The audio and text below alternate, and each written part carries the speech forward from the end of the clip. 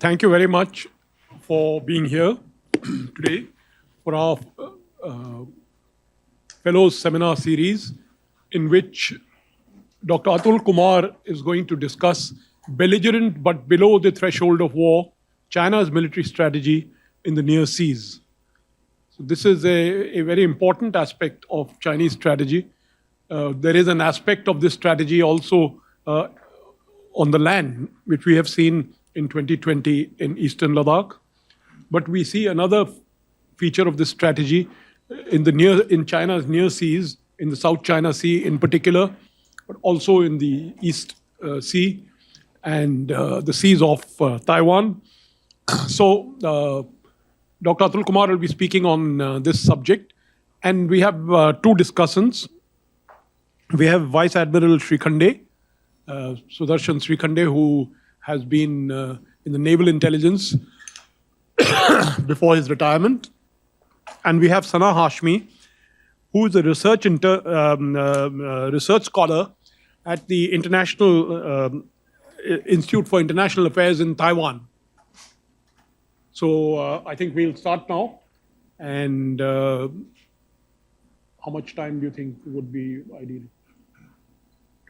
Okay, so what you can do is Atul can do 20 minutes and our discussants can maybe do 15 minutes each. And we can begin the discussion now. So Atul.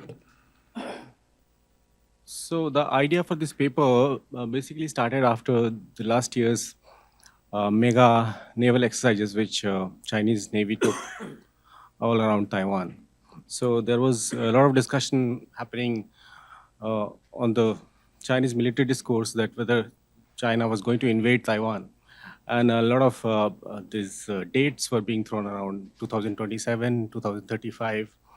So this is when I started digging into this whole issue. And the conclusions and the analysis which came up was a little bit different than what the normal discourse was. So what I found was that most of the Chinese activity was into the gray zone operations. These operations are basically non-lethal operations to alter adversaries' behavior. And they could be through multiple means, which could be from covert and sabotage operations, low-intensity cyber operations. Basically, all those operations in information domain, economic domain, military domain, or even in political domain, just below the war. So this presentation will be, I'll first explain the concept. Then the second part will show the Chinese military strategy in its near seas. And to delve deep into this issue, I took two case studies of Philippines and Taiwan. And then I'll explain what kind of regional and American responses are coming on these issues. So if you look at the gray zone operations, this is like a huge spectrum between peace and war. It could be smaller, low-intensity cyber operations. It could be intelligence picking, which Russians did in Crimea. And if you move along the spectrum, the difference between lethal and non-lethal starts blurring. And it can become very intensive at some point. Now, there are reasons for this. Gray zone operations are very important if there is some sort of hesitation on the reigning power before getting into an open conflict. The power thinks it has a bit of an overmatch in the adversary, and also when it comes to a long-term approach, a slow-scale approach, it can feel that it can gain more through this gray zone operations, more through non-lethal means than getting into an open conflict.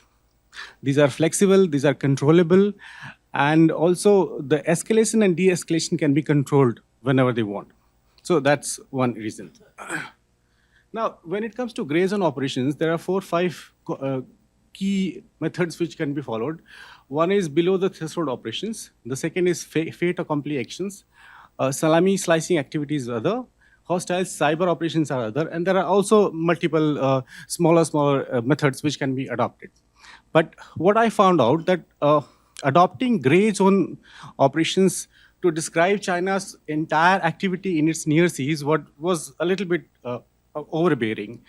So I used this one component, one method, which is called below the threshold operations, to explain Chinese actions in its near seas. Some of the features of these below the threshold is sustained pressure campaign. So what Chinese have done is they have put sustained pressure campaigns on all its smaller neighbors, especially the maritime neighbors in Philippines, Taiwan, or even the other ones. For example, they did so much like activity around Brunei that Brunei has completely gone silent. Second is these coercive means are not basically to provoke a conflict. They are actually going to wear down the adversary.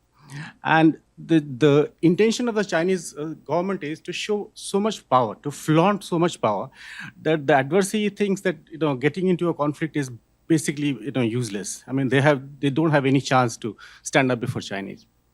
And finally, there is an ancient concept in China which is called winning without fighting.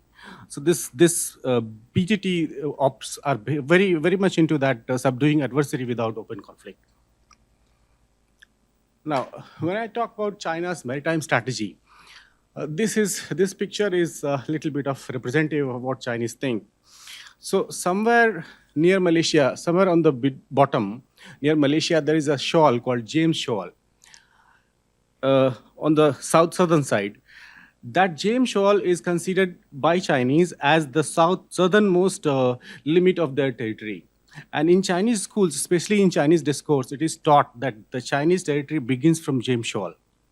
So that's one of the reasons why what China has done, that they put this 9-dash line, or now it's 10-dash line, to completely cover the entire South China Sea as their own territory. This is like their national territory, so they can defend through whatever means they like.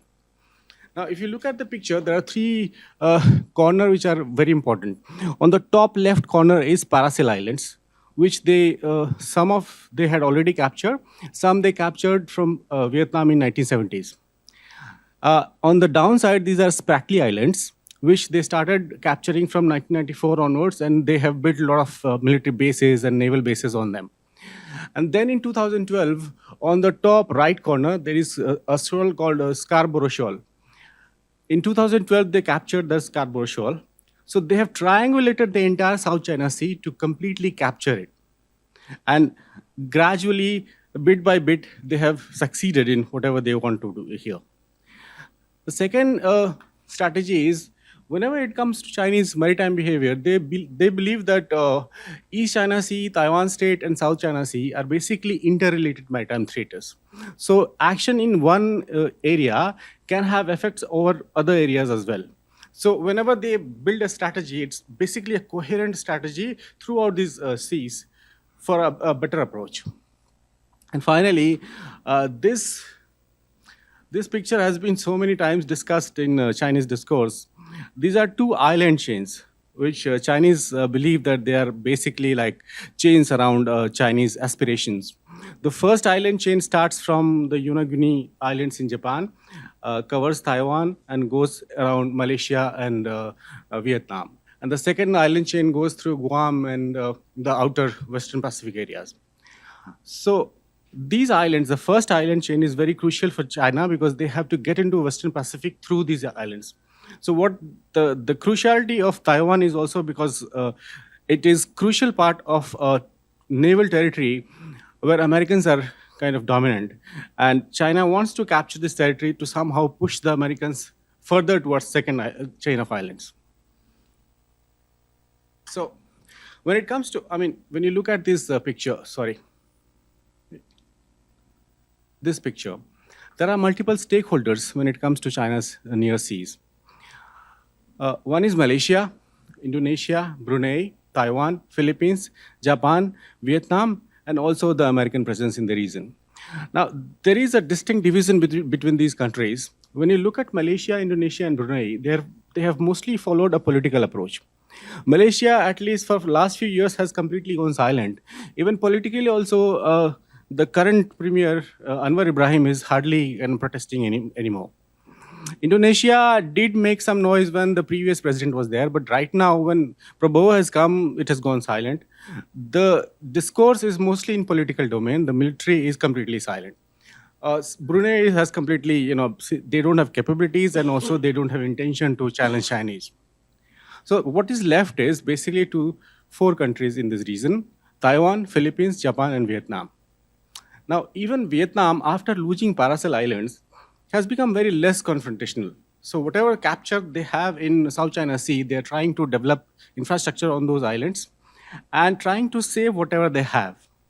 But since Vietnam and Chinese economic relations are pretty heavy and the trade is very heavy, so they don't want to get into any confrontational relationship with China. But with Taiwan, Philippines, and Japan, the Chinese relations in the near seas is completely confrontational. Taiwan is basically trying to deter China from attacking.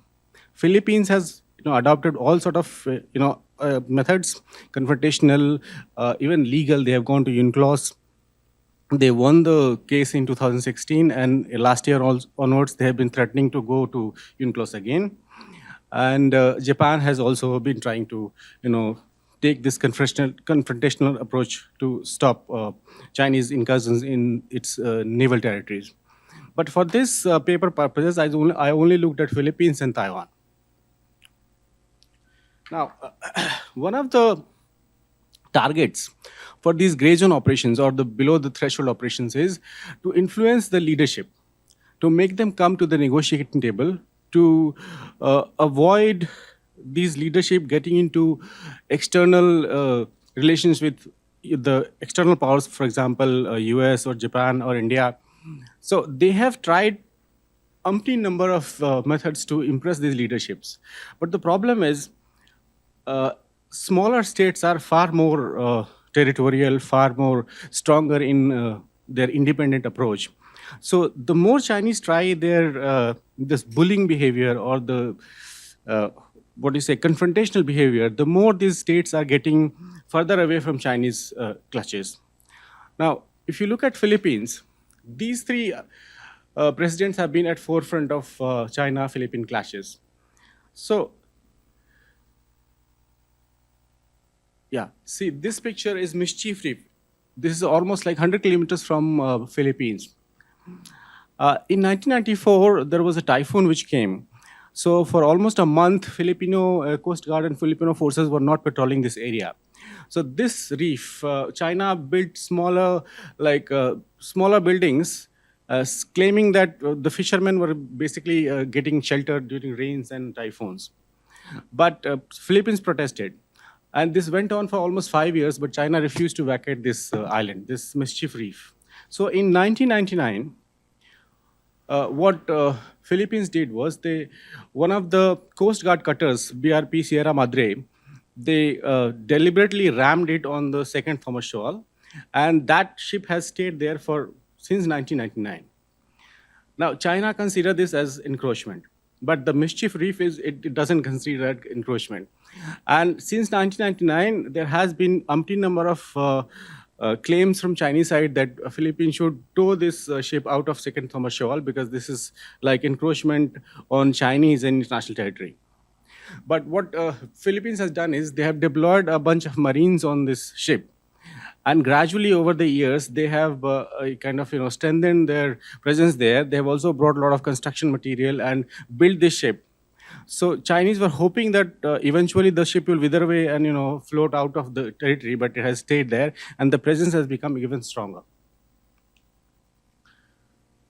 So in 2012, what Chinese did was they sent there a lot of ships all around the Scarborough Shoal and chased out all the Filipino fishermen from the shoal. Now, in 2012, this became a big standoff, and Filipino and Chinese naval forces were almost like eye to eye to each other. So this dispute was mediated by President Obama, and both sides decided to take out their ships and leave the area completely naval-free. Filipino forces moved out of the area, and then in return, the Chinese forces, they brought more ships, more naval forces, and they completely covered the entire shoal in a cabbage strategy. So it's like layers and layers of ships, and all the access of Filipino fishermen or naval forces or Coast Guard to this shoal is completely cut. Now, this became a huge issue, and that was one of the reasons why in 2013, Philippines went to UNCLOS to the Permanent Court of Arbitration and filed a case. Now, since then onwards, from 2014 onwards, China has started building all these reefs, whether the show walls, whether the reefs, they have built, and you can see some of the examples. In 2014, the Fiery Cross Reef looked like completely rudimentary. In 2015, you see they have started building. By 2024, there are like airports, air bases, fuel hangars, fuel dumps, hangars, everything is there. Similarly, there is another, the Mischief Reef, which in 1994 they captured. In 2024, this is like a proper base with everything, almost like a naval base. They have also put their bombers there a couple of times. Again, another reef, which is Subi Reef, is almost a highly developed area. And because of these three reefs, the Spratly Island has become almost like a bastion for Chinese Navy and Chinese Coast Guard. Now, when it comes to Philippines, since their naval capability, their military capability is very, very limited, so what they have done is they have boosted their mutual defense treaty with Americans. So enhanced defense cooperation agreement has been agreed, and Philippines has gradually started getting a lot of these weapons from Americans, even the second-hand weapons, second-hand ships, and they have started deploying all across. In fact, last year they even deployed the Typhoon missiles, which became a big issue between China and US. And the other thing is that American administration, starting from Mr. Biden, Mr. Obama, Mr. even Trump in the last administration, have completely and openly assured that any attack by Chinese forces on the Philippines will cover under the Mutual Defense Treaty. So that is a strong assurance for the Filipinos. In addition, what has happened is Philippines has started buying deterrent weapons. For example, they bought 3 batteries of BrahMos from us. And there are also discussion of buying another 9 batteries. Their radar coverage all around the coast was very low, so they have started buying radars to build these small bubbles for targeting of missiles and everything. And as I said, since last year, there are rumblings that Philippines might go again to UNCLOS to file another case against Chinese encroachments. And Philippines has been almost like a strident opposition in the region whenever it comes to China. Whether it is in code of conduct development, in any area, they have done a lot of oppositioning to China. And also, it is trying to join multilaterals, Squad, even trying to join Quad and all that. Basically, because of the deliberate Chinese harassments of Filipino forces, the presidents mostly, whether it is Benigno, whether it is Rodrigo, whether it is the current one, Bongbong, they don't have any option to not take this strident opposition. So all the bilateral cooperation mechanisms have failed. And since 2024, it appears dark gray zone operations have begun against Philippines by Chinese forces. So we'll see lots of these maritime militia ships harassing Filipino forces. All the supply operations, even the flying operations are being countered.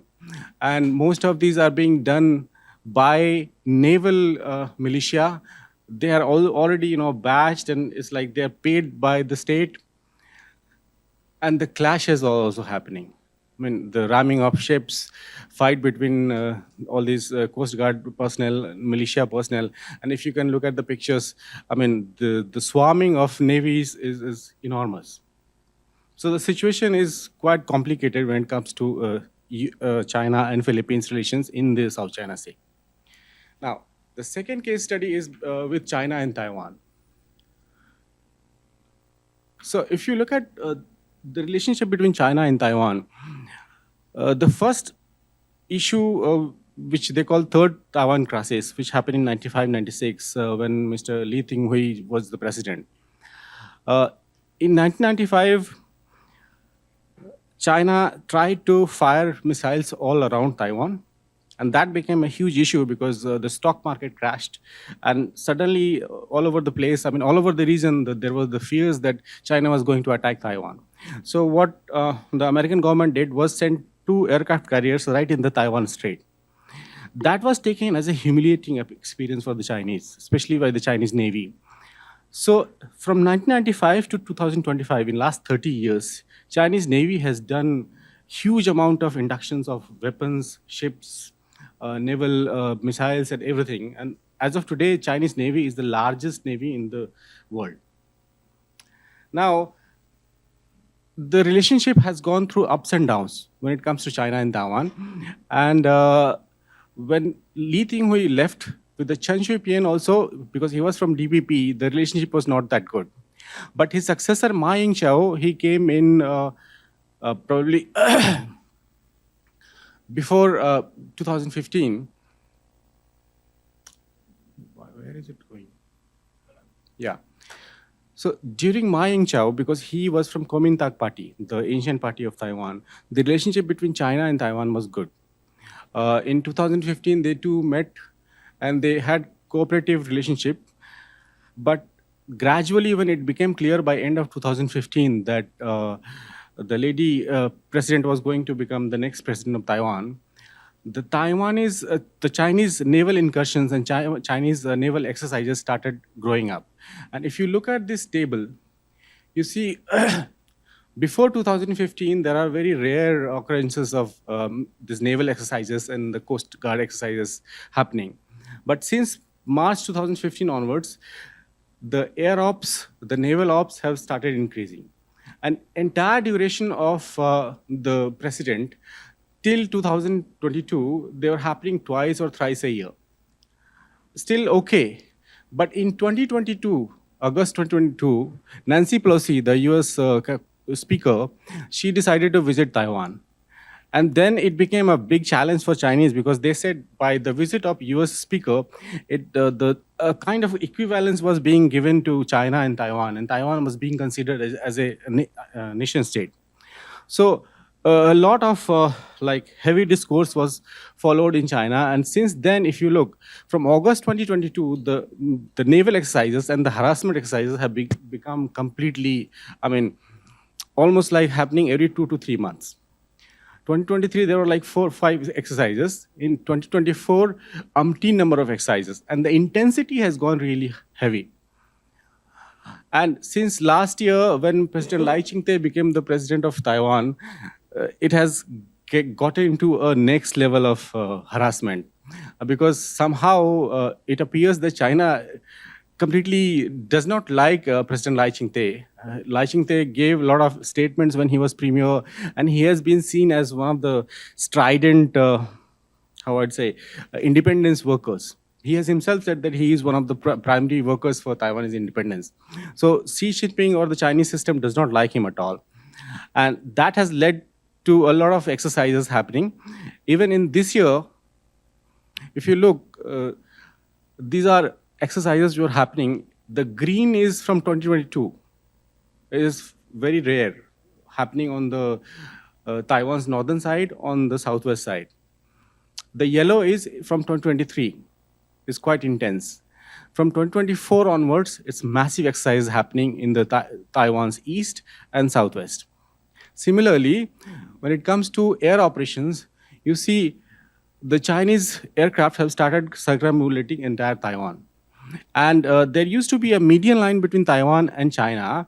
Gradually, China has started violating that median line, and it has also started getting into the reaction zone between that median line and Taiwanese coast. You see, the aircraft, they have been crossing median line. In 2024, it was a huge amount. And finally, last year, they conducted 2 naval exercises, Joint Sword A and Joint Sword B. These were more than 125 aircraft were used. More than 30 naval and coast guard ships were used. And these ships conducted exercises all around Taiwan. If you look at the picture, from the north to south, east, west, the whole exercise was completely circumambulating Taiwan. And this is from this month onwards. In April, I think 3 or 4 times these exercises have taken place. They call it Joint Combat Readiness Patrol. A lot of aircraft, a lot of naval ships, and the level of exercises are pretty huge. Most of this is happening because the posturing, the projection is being given to Taiwan that it doesn't have a choice. I mean, if China wants, it can take over Taiwan any day. So the impression is trying to create. Yeah. Yeah, and this is happening with the consent of the top leadership. If you see, in couple of exercises, even Xi Jinping has participated. And last year, in one of the exercises, the Chinese Coast Guard did a circumambulation exercise of Taiwan and put this official picture of a heart around Taiwan, almost like a black humor. So basically, saber rattling, shaping Taiwanese Lai Ching-ting's behavior. They're pushing him to diplomatic table, which he is not agreeing to it, and they're trying to exhaust the target state. What Taiwan has done is, and this is one of my biggest surprises so far in all my interactions with Taiwanese scholars or even the other scholars. Whenever you interact with Taiwanese scholars, they come up as very confident, as if they don't expect any attack happening on Taiwan. And the population is also largely unfazed. Because last year, when these Joint Sword B exercises were happening, if you remember the first time when the Chinese did this exercise in 95, 96, the stock market had crashed. This time, actually, stock market was increasing. In next 2 or 3 days, it increased to 10 to 15% up. Even at the society level, there was hardly any panic in the Taiwanese society. It was almost like fireworks were being placed in front of Taiwan, and they would just enjoy watching. Partially because the threat of Chinese invasion has been there for a long time, so they have gradually got conditioned to the threat. That's one. Second is they also had a lot of time to prepare for a PLA invasion. So they have had this Defense Resilience Committee, this whole of society defense approach. And also, they are looking at the clashes in Ukraine and other areas. And that gives them some sort of assurance that when it comes to Chinese invasion of Taiwan, there will be two main methods which will be used. One is amphibious operations and another is urban operations. And they both can be very dogged. They can be gruesome. And it will be very difficult for Chinese to overpower this almost 23 million island Taiwan. So that's one consolation. And finally, when it comes to Taiwan, they don't have a mutual defense treaty with US, but there is another treaty which is called Taiwan Relations Act, TRA. And that act is actually a domestic American act. So as per the act, mutual defense treaty is like an automatic response, but TRA is a domestic act. So a president can decide to respond. He can also decide to not respond. But what Taiwanese say that they are trying to prepare for at least a month of fight with Chinese, because they have the expectation that within a month, at least the US Congress will make sure that whoever is the president, they will compel him to intervene in the dispute. So, yes, sir. And also, if you look at this, when it comes to US presence, there are a lot of bases in the region. And the capability to respond in this area is quite huge. In fact, I was talking to some of the US Defense Department officials, and they were saying that during the Biden era, all these bases have gone through complete enhancements, and a lot of assets are being deployed. A lot of assets are rotated now. And the preparations are quite far ahead when you compare it to last 10 years. So this is the final one. When I look at this whole issue, and when I look at also the Chinese compulsions inside, for example, for last 2 years, they have been purging most of their senior military officers, and I think more than 20 military officers have gone, including CMC members, defense ministers, and all. So when the president is kind of purging so many senior military officers, his confidence in PLA and its capability to win a war must be very down. That's one. Second is the economic issue is also a big concern for Chinese, because economically, and especially with Trump's tariff, the Chinese economic condition is not that well. The unemployment figures they have stopped publishing. The change of all these high technology companies are also kind of hampering their employment generation in the central China. The whole Apple thing is moving out, and that is creating a lot of chaos inside the central China, basically in Hubei, Hunan areas. And also, the corruption has not gone down.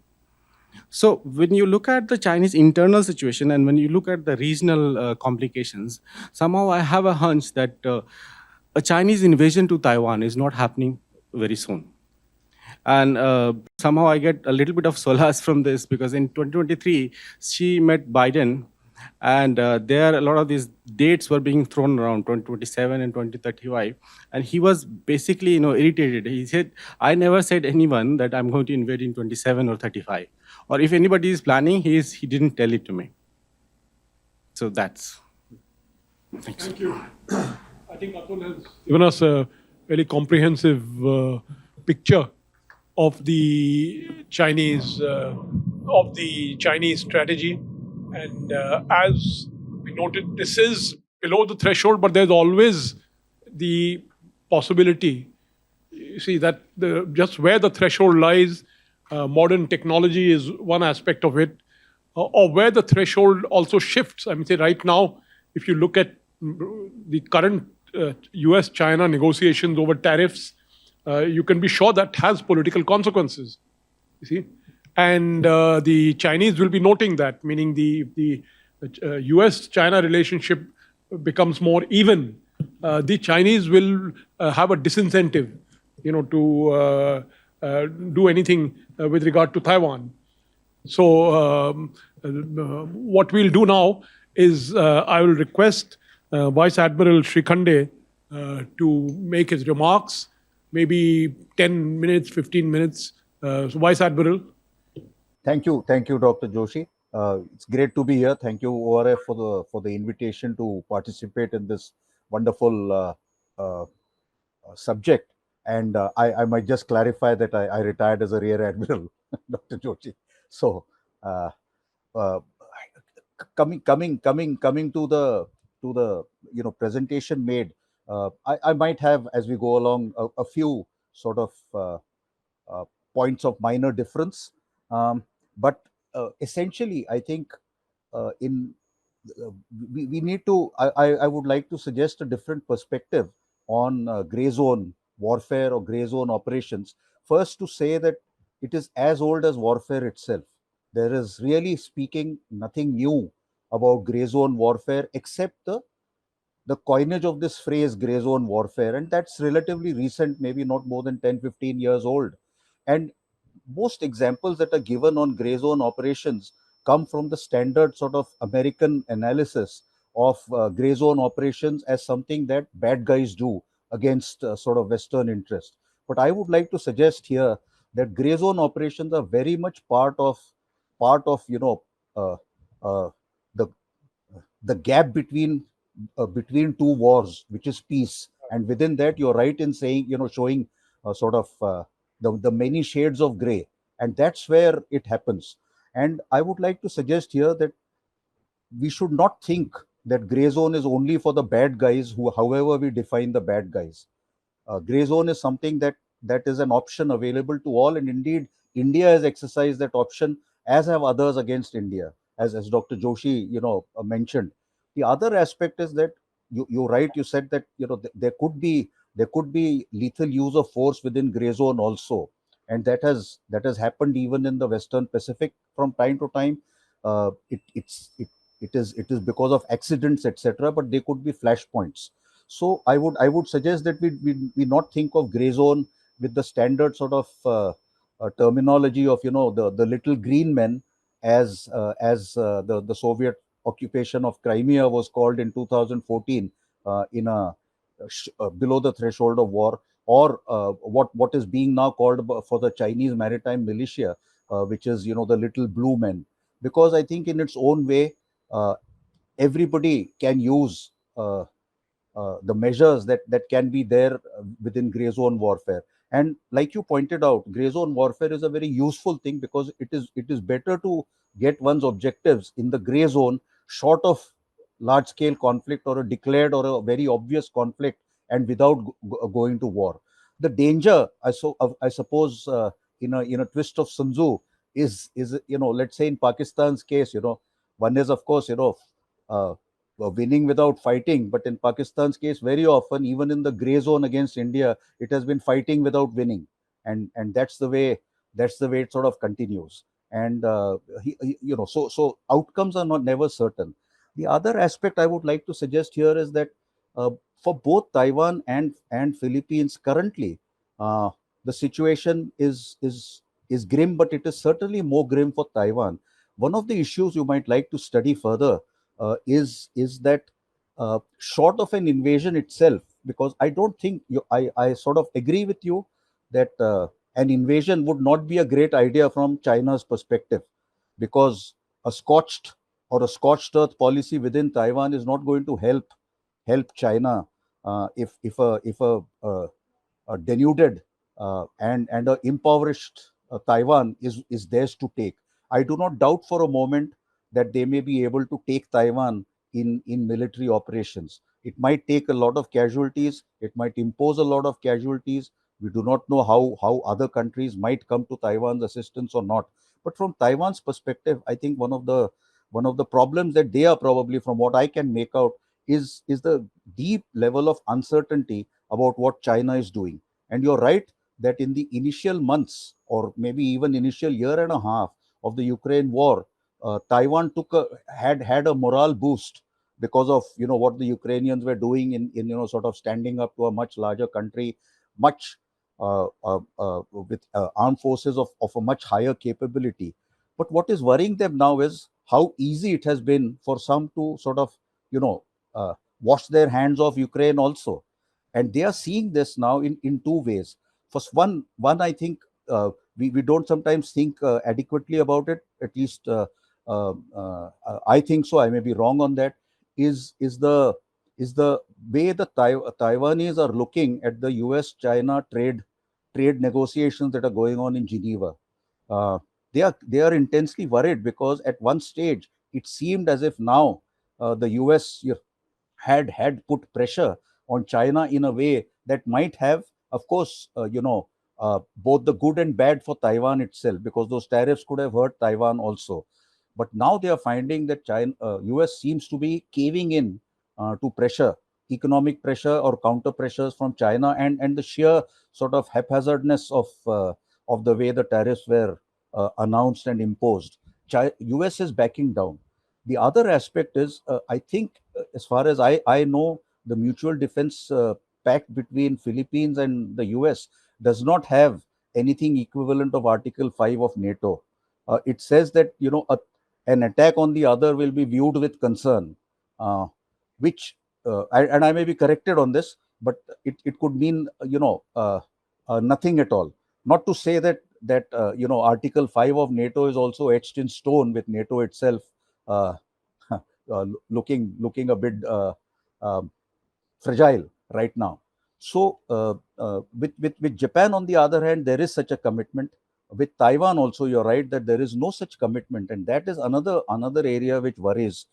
There was a time, I think, when the new administration came in, and when certain announcements were made before the election, in the 1 year or so before the election, that Taiwan that there might be a change in the Taiwan Relations Act in terms of something equivalent, or a more ironclad assurance to Taiwan. Not only words in writing about something that looked like Article 5 of NATO, but that didn't come about. And now I think Taiwanese are not so sure what might happen, and whether the US will support them to the extent that might actually turn the tables, or at least hold the tide if China were to do something.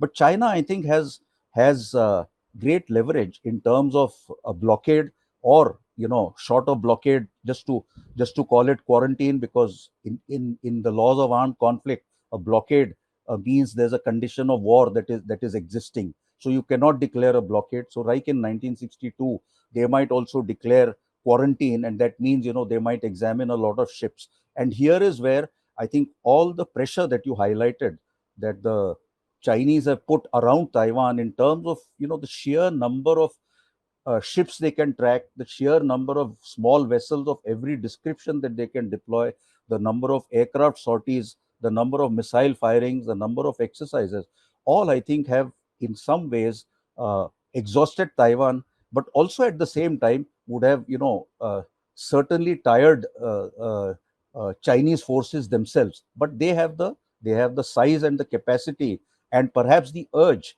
to reunite with Taiwan that might keep them going. So with Philippines, there are certain issues that are a little different. I think we need to look a lot more carefully now at the way the Chinese are playing around in the gray zone. And you mentioned UNCLOS quite rightly. How they have changed their narrative from the 9-dash line to now the four Shah, that is the four sands strategy about uniting these four islands into with newer baselines and making them internal waters. If they make them internal waters first de facto, then try and establish compliance by many others who are transiting through that through those waters, and then claim a very high, a very large EEZ where they can now enforce many other national laws, including the Coast Guard laws that they have implemented, and enforce them. So China has created several worries in the gray zone. Firstly, they have laws. Second, they have the forces available, and third, they have neighbors who somehow in that literal, I mean, who cannot get their act together, and the skill with which the Chinese are showing their negotiating tactics, even when seemingly trying to support the code of conduct, etc., and using fissures within ASEAN itself. So what Philippines is doing is noteworthy in the sense they are building up their strength, they are building up their partnerships, and in their own small ways they have been as you said, reacting robustly in various places. I think Taiwan also needs to probably be a little more robust in the physical opposition that they show, and in the force buildup that they have started. However, the type of forces they need, there's a lot of dissension within Taiwan. um, and there are still the old guard who want a different type of navy, a different type of air power, rather than what might be more useful in with the threats that they face. So I would say, before stopping, that gray zones are a device for everybody. They are not meant for the bad guys. However, any side wants to define the bad guys.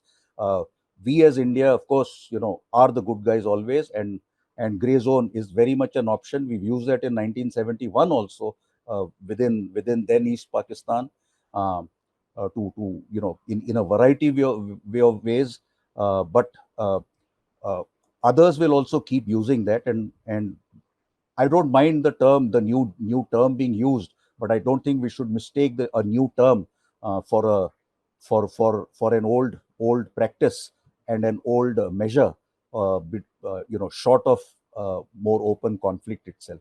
I think I will stop there. Thank you very much. Admiral Srikhande, you have given us a very realistic picture of the situation around in Taiwan and with regard to gray zone warfare and the importance of this. This is somehow India has never really mastered it in the way our neighbor does, but you are right that our neighbor is fighting without winning, and so it has its own problems. Now we'll have Sana Hashmi to talk to us. She's speaking to us from Taiwan, I think. Thank you, Dr. Joshi, and it's great to be here today and have the chance to contribute to this conversation at the ORF. First off, I really commend Atul for such a timely and insightful paper. I think it's a very complex topic, and the way you have unpacked it really helps make sense of how China is using its maritime strategy, gray zone activities to shift the regional balance. Then it is definitely something that we should also be paying more attention to. Then apart from that, I also want to commend you for using Chinese sources.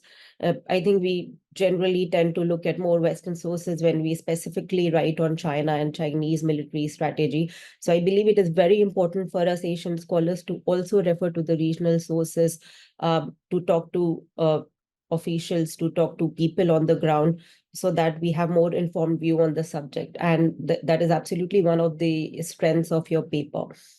Then I really enjoyed reading the paper, and you do a great job in the paper of setting the stage.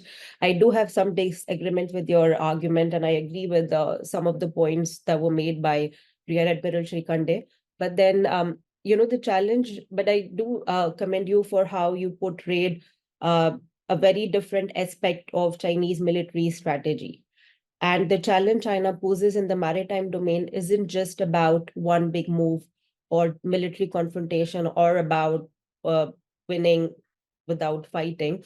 I think it's about how Chinese are actually employing the gray zone activities and how are they becoming successful in that. So it's about a series of smaller actions that gradually push the needle in Chinese favor, whether that's militarily or diplomatically or, the through gray zone activities and through the UFWD. I think it's all a part of one strategy that it has to be in Chinese favor.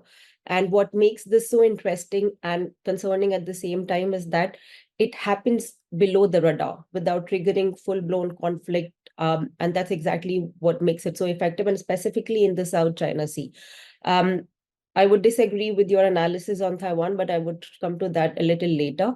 But I do believe the two case studies that you have taken, Philippines and Taiwan, I think they're really useful in specifically also presenting what the smaller countries are trying to do and how to counter Chinese gray zone activities. They illustrate how China's gray zone tactics work, pressuring other countries with low intensity actions rather than overtly aggressive military moves. The idea is to perhaps keep things just below the threshold of war, which allows China to get away with a lot, and while others struggle to respond appropriately. But I think you also mentioned about Taiwan, that how Taiwan has been responding. So there is an understanding of what China has been doing and how these countries have to respond. And there's a lot of internationalization of what China has been doing in the South China Sea, and now about Taiwan as well. There's a lot of writing on how Taiwan is responding. But then one of the key tactics China uses its Coast Guard. You also mentioned that in the paper. Then by turning it into a semi-military force, China is able to play pressure in contested areas under the guise of law enforcement.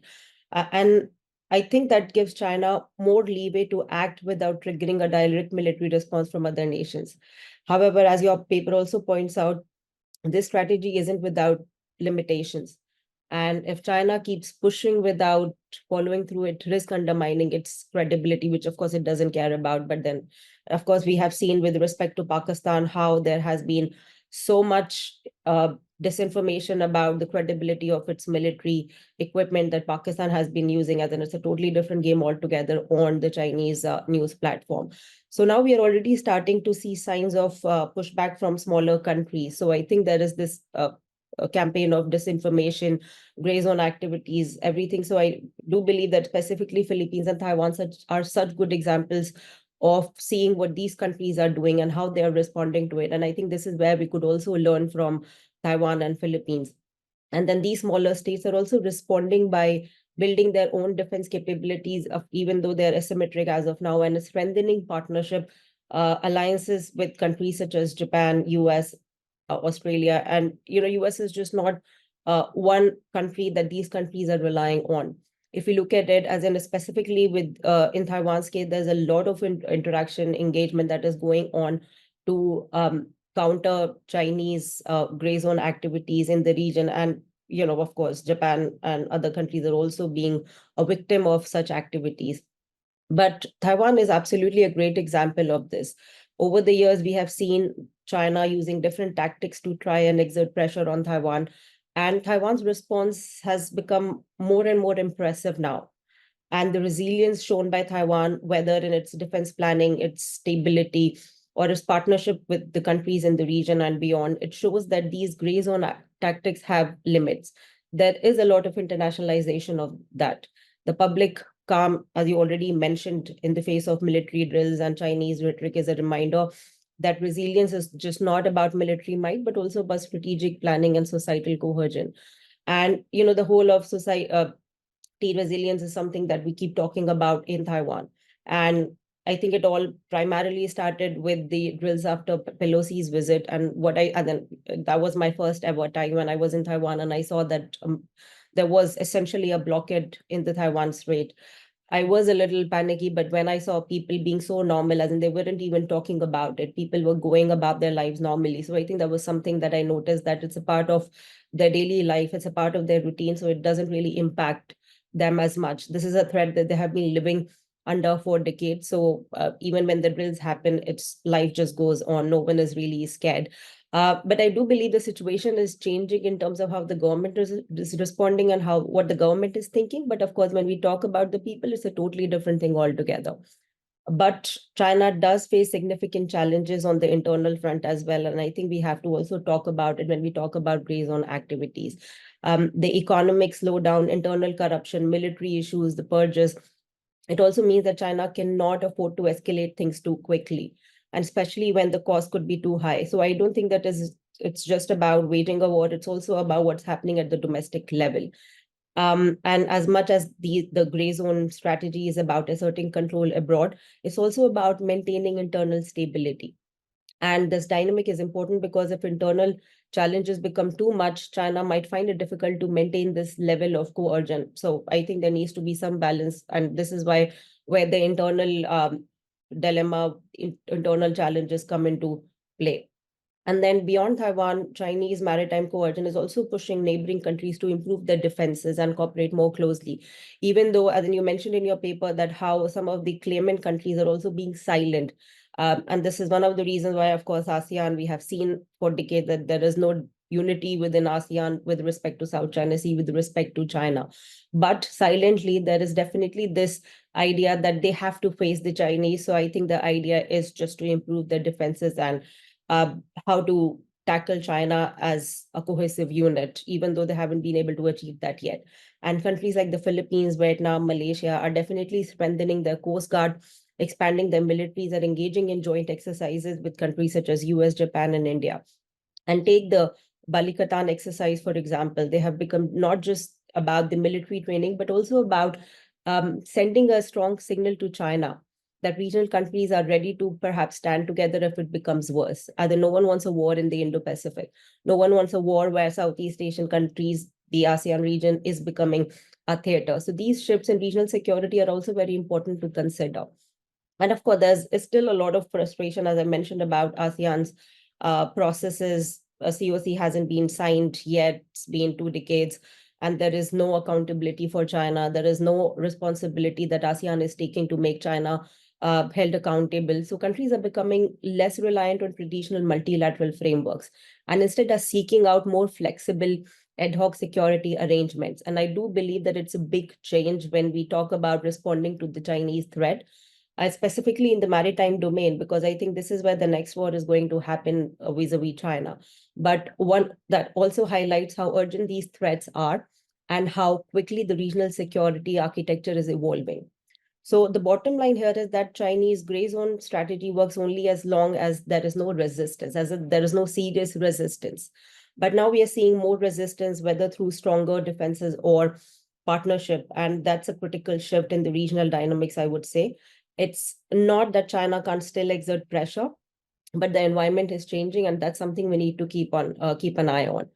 And I think this paper is already published, but perhaps in the next series of paper, what you could also look at, and the paper could even be even stronger by highlighting the role of international partnership alliances more explicitly. You did mention about the US response in the paper, but then while smaller states are taking important steps to defend themselves, the role of powers like Japan, Australia, India in countering China's maritime coercion is crucial. And I think India should also be an important part of that series. And it's just not about local resistance, it's also about how these powers, how these major powers are aligning with smaller states to create a more balanced security environment. And I think it would also be interesting to perhaps dig a little deeper into Chinese internal constraints that I've already talked about. briefly, I think that would, looking at these domestic issues affect how it affects Chinese strategy could also give us a fuller picture of how its future intentions and how its future approach could be. And then another area that could be explored more is how other Southeast Asian countries such as Vietnam and Indonesia are preparing for this China threat. How are they responding in a more sincere, meaningful way? And these countries have faced similar maritime pressure, but the responses vary, of course, based on their unique security priorities, interest, and relationship with China, as well as the US. So I think expanding on that could give us a more complete view of how the region, how the individual ASEAN states are reacting. And of course, let's not forget about the long-term consequences of China's gray zone tactics. If these actions continue to undermine international norms like freedom of navigation, what happens to regional stability in the long run? Will China's influence grow unchecked? As in, of course, there is some pushback, but then I think that's a critical question for the future of international law and norms, as in the new norms have been established in the Taiwan Strait, in the South China Sea. But then what could be done to secure regional stability in the long run? I think this is something that is very important to note. And the paper could also perhaps benefit from including more on cyber and information warfare. Rear Admiral Shikande talked about how, and I think you talked about how it's been already taught in these schools. So the information warfare starts at a very, very early age. So understanding how these non-traditional tactics work in tandem with maritime coercion would also give us a much broader perspective on the tools that China has been using to achieve its objective. Then I think that's also important to bring into how the international organizations and informal groupings like the Quad are offering alternative ways to counterbalance Chinese maritime strategy.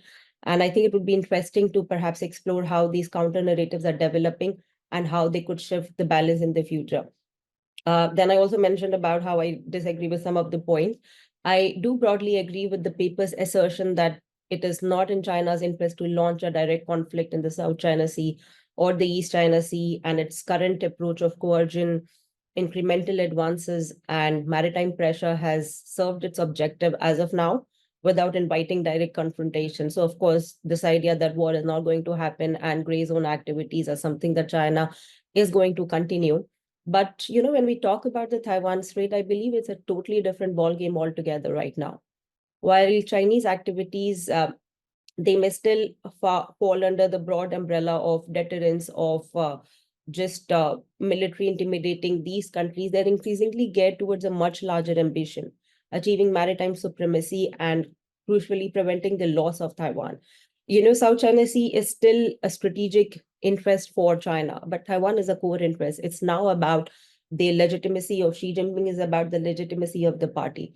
So this entire idea of winning with winning the narrative and winning without fighting is something that they have totally removed from the context of Taiwan. And in fact, the peaceful reunification is something that has also been not talked about when we have official statements from the Chinese side. And resorting to the force is something that we have also seen become a common occurrence in the official statements from the Chinese side. So, the window of 2027 invasion is something that people are actually taking seriously now, even in Taiwan. As in, of course, if you talk to people, the idea is that the invasion is not going to happen anytime soon.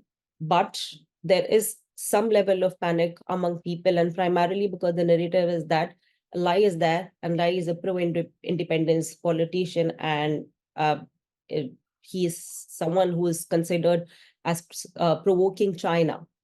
So China might just take this opportunity for invading Taiwan. And I think this is something that we have to really take seriously. And even the nature of conversation in Taiwan is also changing. I'm not saying that it's going to happen in 2027, it's going to happen in next 10 years. But I think the idea that we cannot just take it for granted is something that has totally changed in the past few months, specifically in the past 6-7 months, and specifically after coming of Trump, and how the window of opportunity for Xi Jinping is also closing. So I think this is where I actually disagree with your analysis on Taiwan.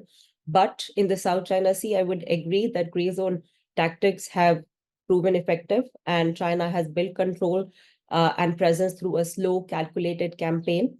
And, a new norm which has been kind of accepted by some of the ASEAN countries has already been established.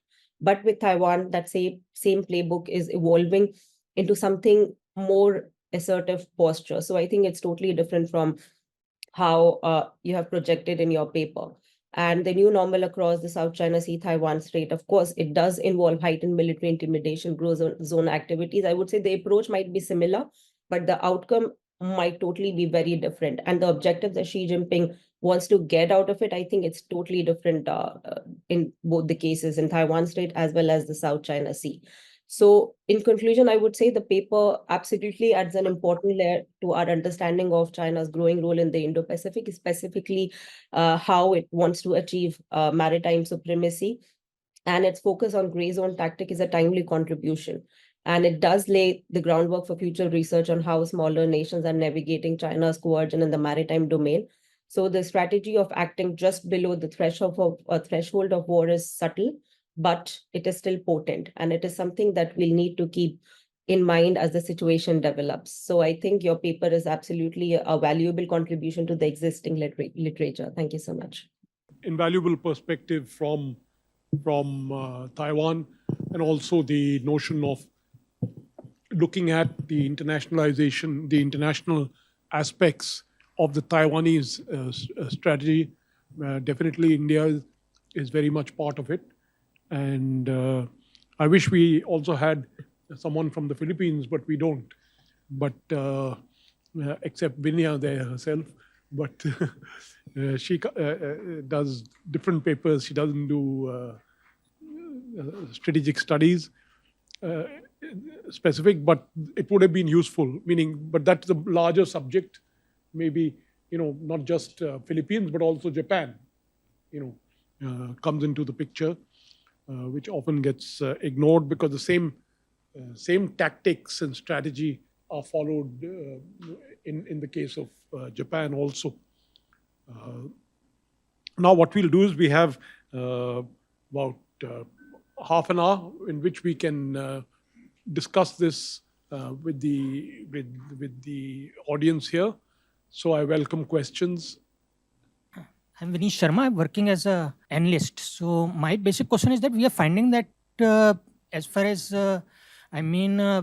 Taiwan is concerned, even to a certain extent, even Philippines also, we are finding that US credibility is at stake, because Trump is saying that, he wants to an annexation of Greenland, which is as a 51st state. So basically, does that mean that, that when you have such kind of, reckless comments coming up, then obviously China also will start thinking in those terms, that they want to have such kind of, policies with Taiwan, etc. And my second point is that, we are finding that as far as tariffs are concerned, again, US is very unpredictable on tariffs, in fact, now they are having a lot more going soft with China, and basically Taiwanese industry, TSMC, Foxconn is being impacted because of US policy. They want basically domestic manufacturing of chips to happen in Atlanta, in some of their own states. So their economy is going to be impacted. So how do you see that, evolving? Because in case if, some of these manufacturing companies, shift or imports, their imports, US, Taiwanese economy will be impacted, and US obviously, their relations will also on trade will also impact, accordingly, and from there to the entire, and US as such has never been reliable, as far as, its foreign policy is concerned, even on Philippines, also on Thomas Sowell, it has been a lot more transactional, even on Quad also, in case if it wants to sell submarines or it wants to have some kind of these, military equipment, it has to sell, then obviously, it enters into the game. Otherwise, it simply, disappears. So how do you see that, thing in the long term? Because these things are going to be a lot more, volatile, and can't be taken at face value at this point of time. And eventually, after Trump also, we don't know what will be the global economic situation will be. So, obviously China is trying to gain supremacy and trying to be a lot more, with such kind of things, we can also have Red Sea kind of crisis we had, which can shoot up the, prices of a lot more of shipping prices and shipping containers, etc., which can basically be a lot more, bring some kind of, recession as far as global economy is concerned. So how can we have, because putting these kind of pictures in as far as as a on a PowerPoint is simple, but again how will they pan out, because eventually these costs will have to be borne by the global policy, because Quad and everything is a lot more not very uncertain at this. Myself, J.K. Sharma, I retired as Consul General of India in Birmingham. I belong to Indian Foreign Service. So my question, my friend is Dr. Atul. I'm very, you made a very impressive presentation. What about Senkaku Islands, which I'm forgetting, are they same as East China Sea, or they are different islands where US has been flying F-16, F-17s during the time of President Obama. Madam Clinton visited there and she said openly, she went to Japan, South Korea, Taiwan. She said, everyone who has designs on these countries, read the agreements. What we have with these individual countries, special agreements. So I don't know what President Trump or Joe Biden did, but President Obama did fly F-16 just to deter China and just to send them a message that if you try to take them by force, we are here. By air, by land not be, but by sea. So what are your views on this, Dr. Atul?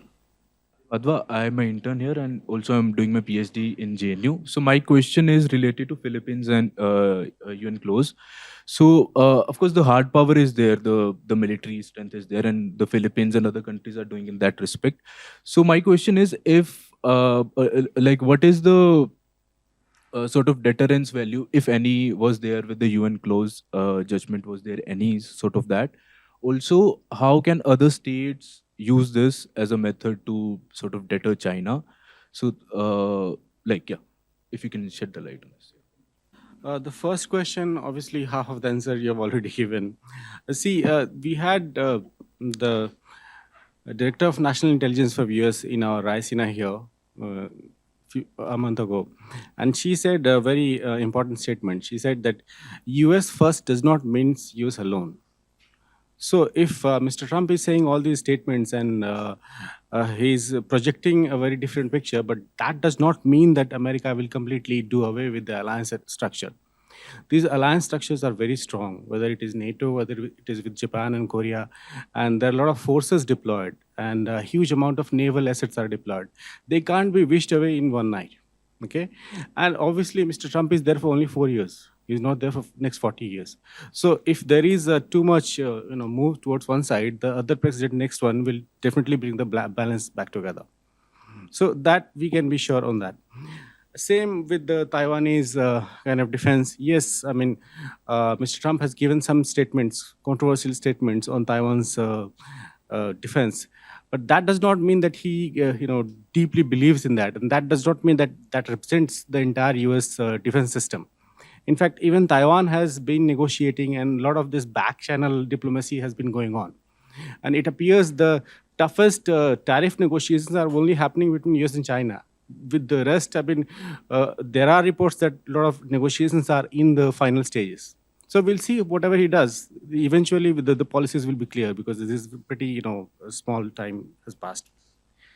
About Senkaku Islands, yes. So Japan is very different from Taiwan and Philippines. Yeah, in the entire region. Yeah, I mean, it is a neighbor, but it's a great power. I mean, the Japanese Navy, whether the Japanese armed forces, they're pretty strong. So the equation between Chinese and Japanese forces are very different. Then again, Japan is also covered with the direct treaties, as Rear Admiral Srikande said, that the difference between MDT and the Japanese agreement with US is very different. In MDT, the automatic clause will not be activated. But when it comes to Japanese defense, the US will always be there. The American forces are there. American forces are in Korea also, and there has been some talk about shifting their attitude towards more into the naval defense.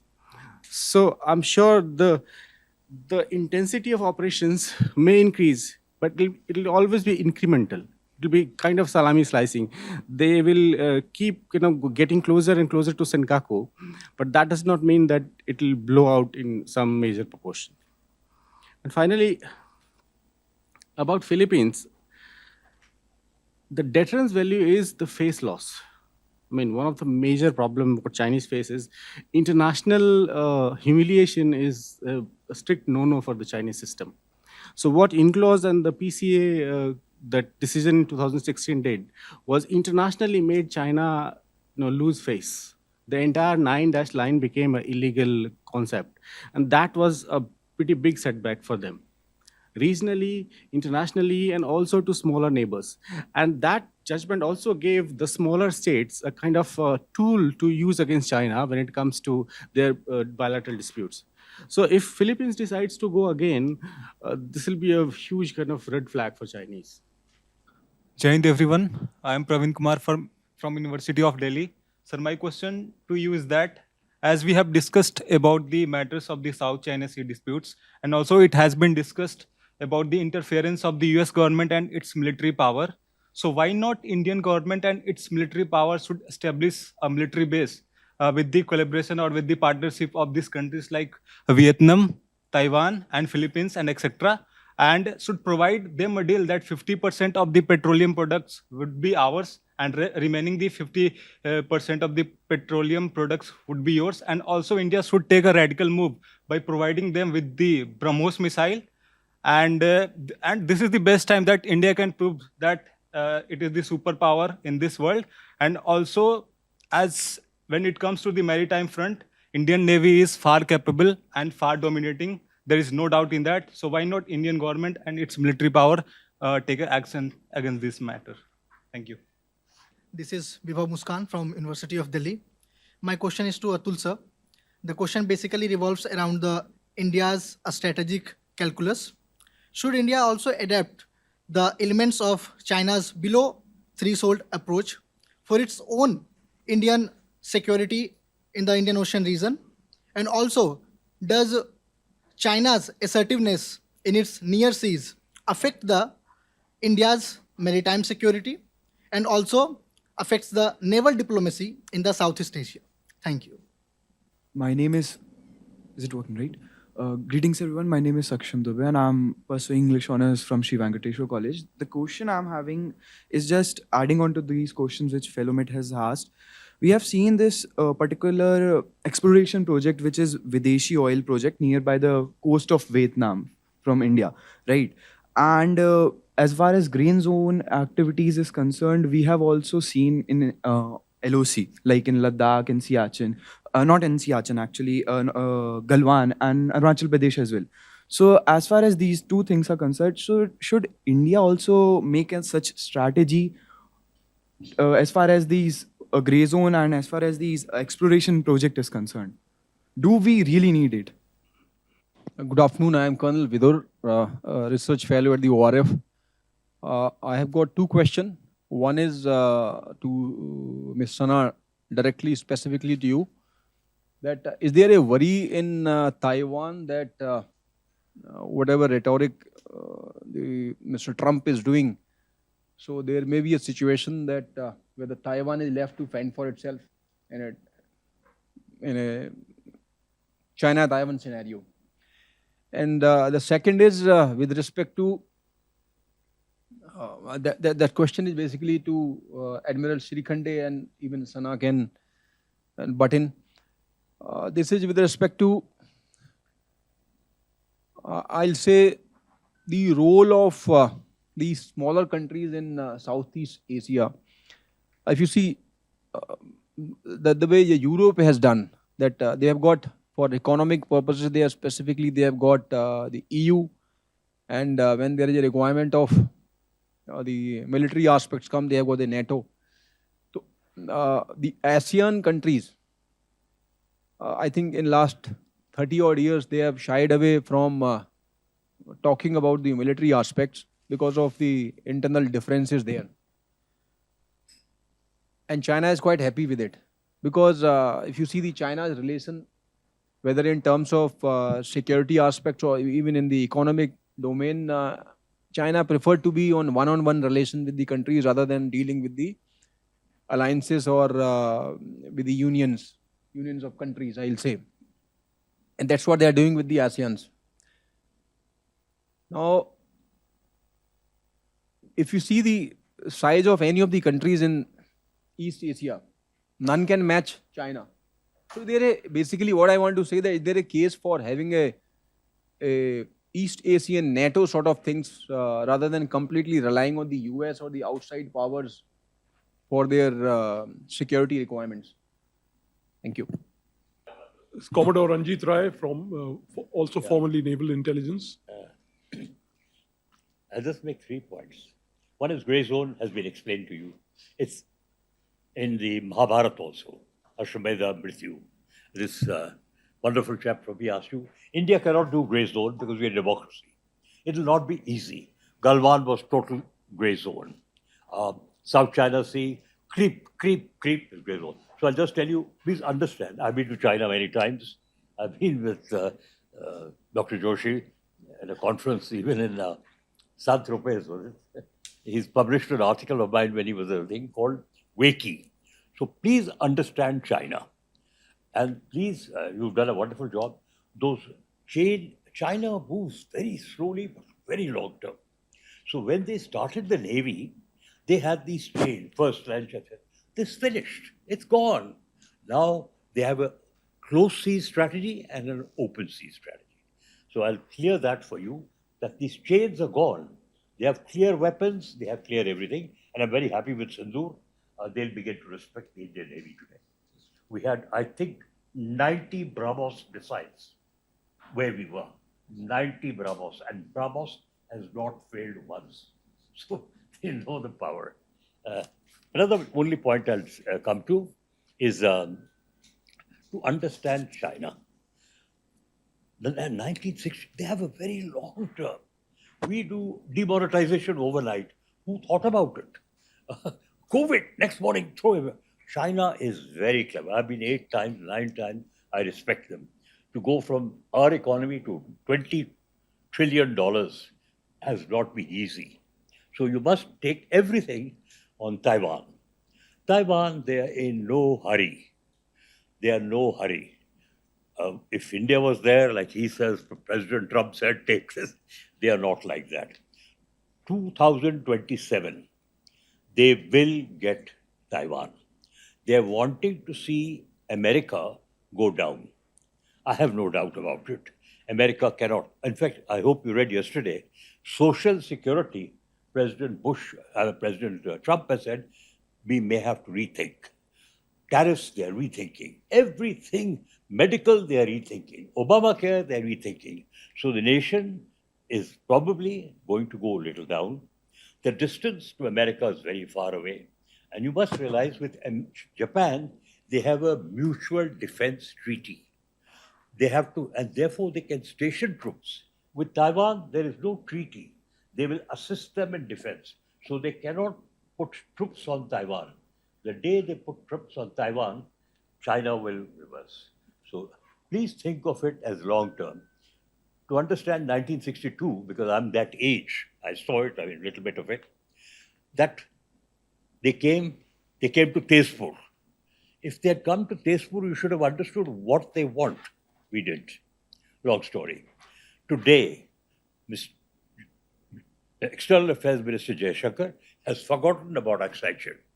We are not talking about excitation because we started calling Indo-Tibetan border Indian journalists, sir, you included, writing Indo-China border. We had claims on Tibet, encouraged by America, but we ourselves started calling it Indo-China border. Therefore, where was Tibet? China saw this. I have gone to China and I talk like this in China. Because I was with them for 4 years in Singapore. I've been to China. I speak a little bit of Chinese. So you must understand, everything that you think of is going to be long term. Even the Sindoor, they are going to analyze amazingly. Because when I was in China after I must tell you this because it's very important. I was there were Chinese scholars also, Pakistani scholars also. When Balakot was hit, you can quote me, the three chiefs went to the Prime Minister and said, Hamari bezati ho gayi hai. They immediately consult China. And also their ambassador consulted America, said, we have to do something. They have hit us. Now Sindoor is still emerging. What do we do? They got an answer, do not cross the border, but do anything. On Sunday morning, one day after Balakot, the lady who was the controller saw 20 targets. 20 targets. And by the time she could activate the Indian Air Force fully, we shot down an old helicopter with 7 people, another attacker. So I'm just trying to say, think about all this. You have done a great coverage, beautiful thing. But we have to think of China in terms of very long term and tremendous strategy. They will analyze Sindhu. If there are direct flights to Aikau, I will go tomorrow. Thank you. And present me Sindhu. Thank you, Ranjit. So what I'm going to do now is I'm going to reverse the order. I'll have Sana and I'll have Admiral Shrikande, and then you can have the last word. So Sana, given the time, maybe about 3 minutes. Thank you. Thank you for your question about if people in Taiwan are worried and the government is worried about Trump. And then we always have to see what Trump is saying and what he's doing. I think there's a lot of weightage on what he says. There's definitely a lot of difference, as in there is still strategic ambiguity when it comes to US policy towards Taiwan, if it is going to come to Taiwan's defense. But then what we also have to understand that there is bipartisan support for Taiwan in the US. And also, as in no matter what he's doing, he's saying as in Taiwan is a very important interest for the US as well. And if the US allows China to take over Taiwan, that is actually losing the entire essence of Make America Great Again. I've actually written about it. That's actually Trump making China great again. So I think it's totally counterintuitive to what Trump has been trying to do. So definitely Taiwan has been an important interest. It is going to be an important interest for the US. And then apart from that, as in, I don't see that there is any worry with respect to Trump, because in fact, when Biden won, there was a little sadness in Taiwan because the level of engagement was actually upgraded during Donald Trump first administration. We saw the visit of first senior official to Taiwan was during Trump administration in the last 40 years. There was continuity in Biden administration, but we also have to see that was started by Trump administration. And if you look at State Secretary, Defense Secretary, they all have been very, very pro Taiwan. And we have seen that how they have been also playing an important role in shaping Trump foreign policy, defense policy. So I don't think that leadership in Taiwan is worried about that. There are still a lot of parliamentary senators visits that have been happening from the US side. Taiwanese officials have also been going to the US. So I don't really see any worry from Taiwan side. And, there has also been this recognition that no matter what the US does, of course, they'll be supporting us, but they're not going to fight for us. So this idea that we have to be self-sufficient, at least to some level, we have to develop our asymmetric defense capabilities, very much recognized in Taiwan. But the problem right now is that in the parliament, the majority is from the opposition, and how they're freezing the funds, how they're becoming a problem when it comes to defense capabilities in Taiwan. So I think domestic politics is something that is becoming a bigger irritant than Trump right now. But I do not really see Trump abandoning Taiwan or surrendering Taiwan. As Atul also mentioned about Tulsi Gabbard's comment that America first doesn't mean America is going to be isolated, or this is not about isolationist foreign policy. So absolutely, I don't see that there is any worry with respect to Trump being there. As in, they're very confident that no matter what, they will have some sort of assistance, some sort of support from the US. And, due to strategic ambiguity, no one has any idea what kind of support it is going to be. And I think even US doesn't know. I think what China does and how it invade Taiwan is something that is going to shape the US response and policy. Then I think I also want to answer that question about East Asian NATO. A lot of countries have different approaches and policies and interests with respect to China.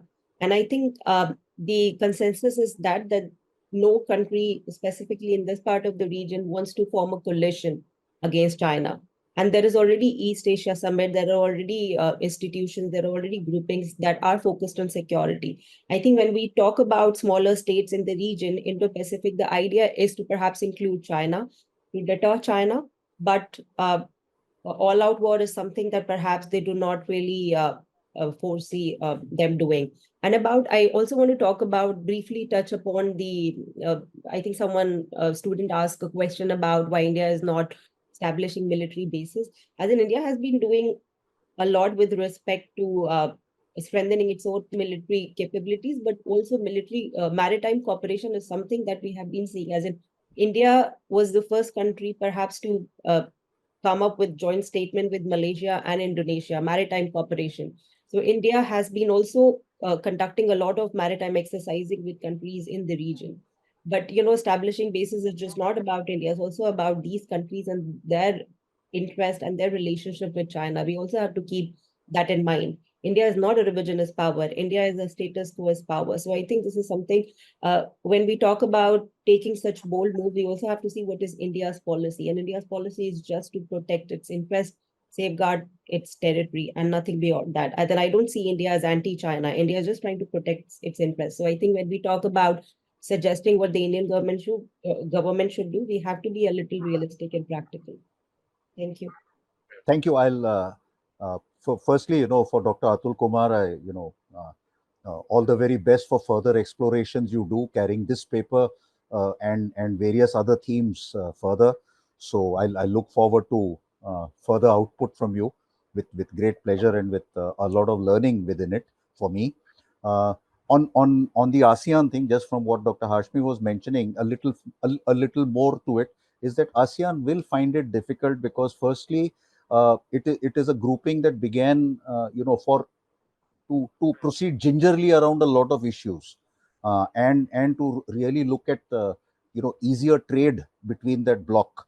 The other aspect is that ASEAN really consists of two or three, two sets of countries in there. One that is economically weak but militarily more aligned to China, and the others are economically stronger and less military aligned or not aligned with China in terms of hardware, less so in terms of training, and none of them are offering, sort of bases and places to China. So China has got leverage with ASEAN, and ASEAN as a group has much lesser leverage with China, and they ensure that the internal fissures will continue to be there.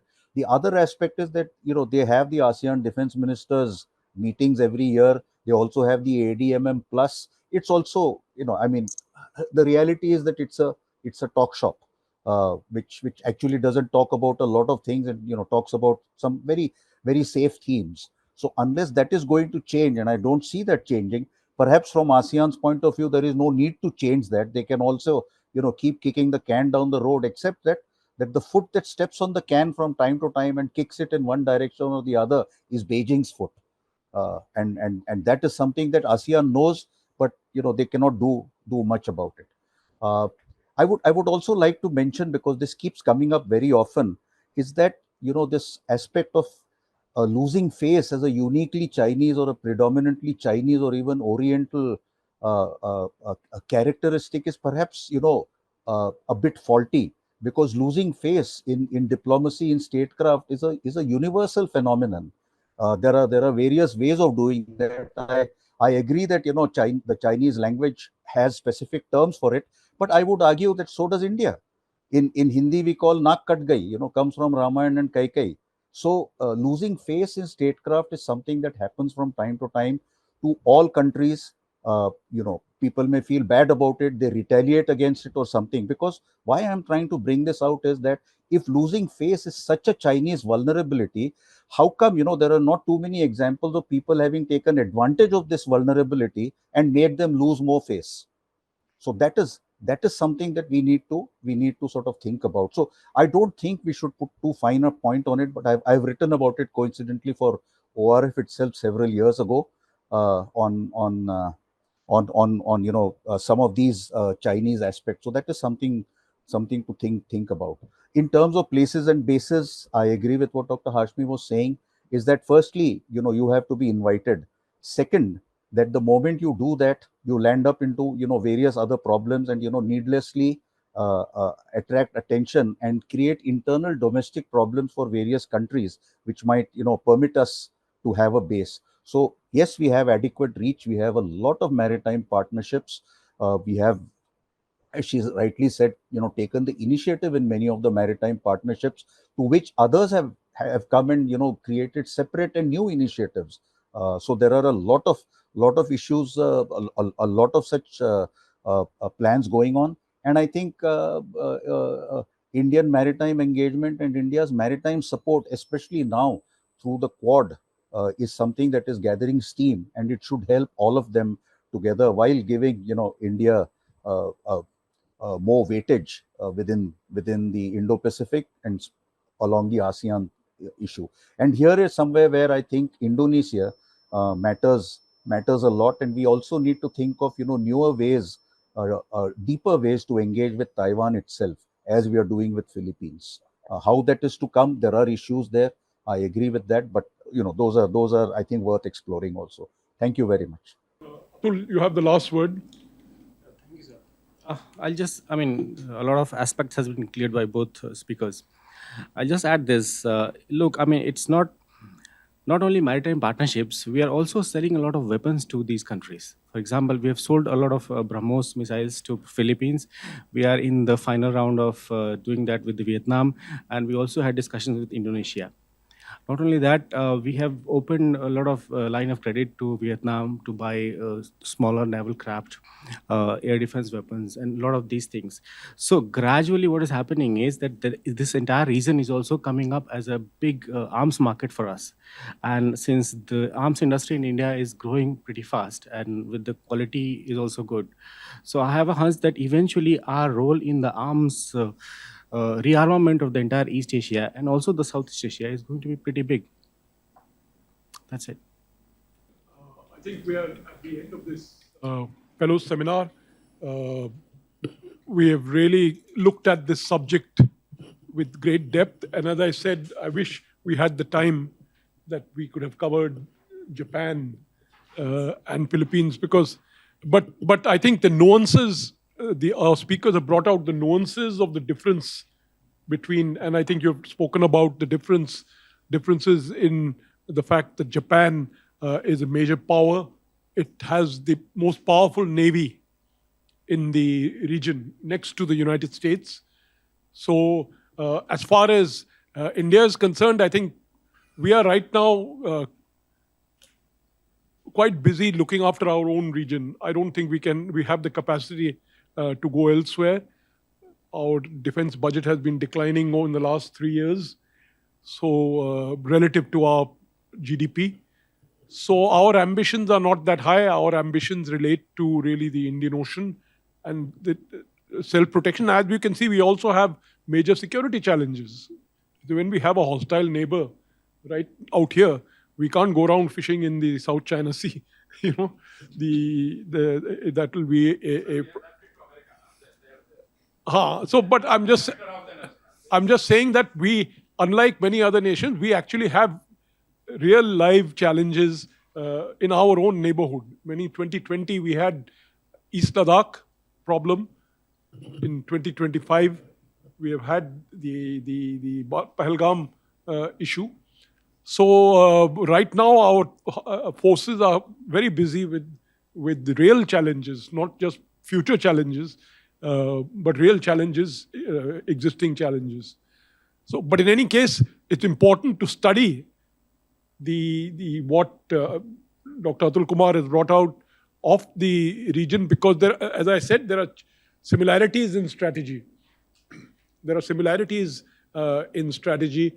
What you see in Aksai, what is there used in Aksai Chin, and what was used in the South China Sea. The Japanese, I had gone to the Japanese Foreign Office and they had given me a diagram which showed that up to 2008, there had been no naval intrusions in the Senkaku Islands. No, none. Suddenly, they spike. And they have been spiking since. So the Chinese are the kind of people who bide their time, you see. They bide their time, number one, and they shift goalposts. That's the other thing. That is that today they can say one thing, tomorrow they can say another thing, justified to themselves. But in any case, I would request all of you to give an applause to our speaker and our thanks to our discussants also. I think the applause is for you also, Admiral Trikhande and Sana. And now I bring this meeting to a close.